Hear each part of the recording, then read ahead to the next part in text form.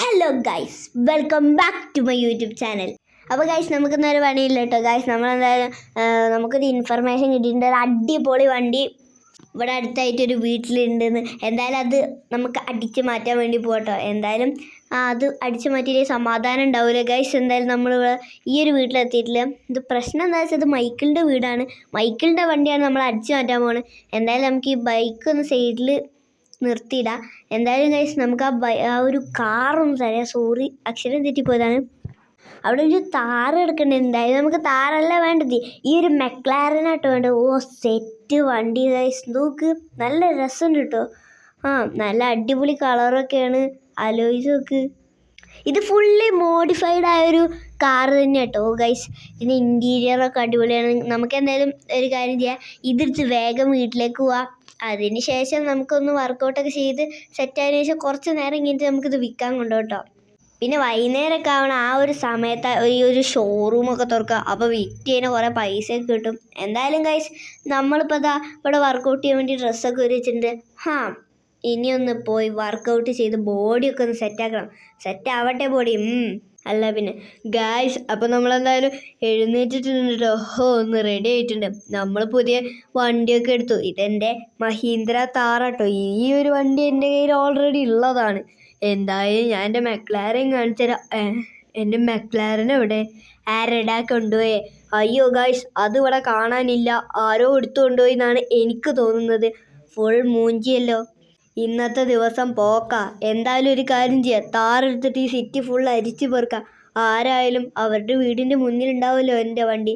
കാരണം ഈ ഒരു വണ്ടി എൻ്റെ കയ്യിൽ മാത്രമേ ഉള്ളൂ കേട്ടോ ഈ സിറ്റിയിൽ. ഗായ്സ്, ഇത് നോക്ക്, ഇത് ഒരു ZX10R ബൈക്കാണല്ലോ ഗായ്സ്.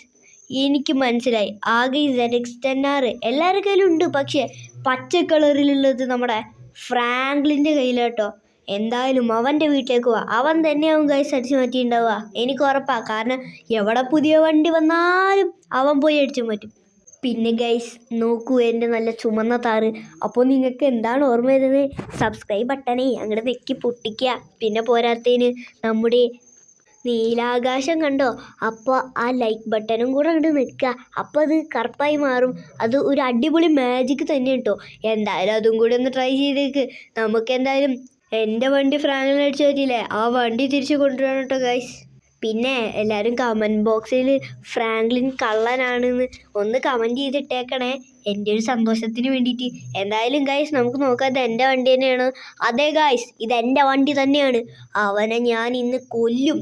എൻ്റെ വണ്ടി അടിച്ചു മാറ്റിയിട്ടാണ് അവൻ്റെ കളി. അവന് കുറച്ച് കൂടുന്നുണ്ട് ഈയിടെയായിട്ട്. ആര് പുതിയ വണ്ടി എടുത്താൽ അപ്പോൾ പോയി അടിച്ചു മാറ്റി കളയും. കണ്ടോ ഗൈസ്, സ്വന്തമായിട്ടൊരു ഡിഫൻഡർ ഉണ്ട്. ഈ ഒരു അടിപൊളി വണ്ടി ഉണ്ടായിട്ടാണ് ബാക്കിയുള്ളവരെ വണ്ടി അടിച്ച് മാറ്റാൻ നടക്കണേ. എന്തായാലും നമുക്കൊരു കാര്യം ചെയ്യാം, ഇവൻ്റെ വീടും ഇവൻ്റെ കാറും ഒക്കെ സ്റ്റിക്ക് ബോംബിടെ. സിംഹത്തിൻ്റെ ഫുൾ ഫ്രെയിമൊക്കെ ഉണ്ട്. പുലീൻ്റെ ഉണ്ടല്ലോ. പുലിയാണോ കടുവയാണോ എന്ന് തിരിച്ചറിയാൻ പറ്റാത്ത അവസ്ഥ.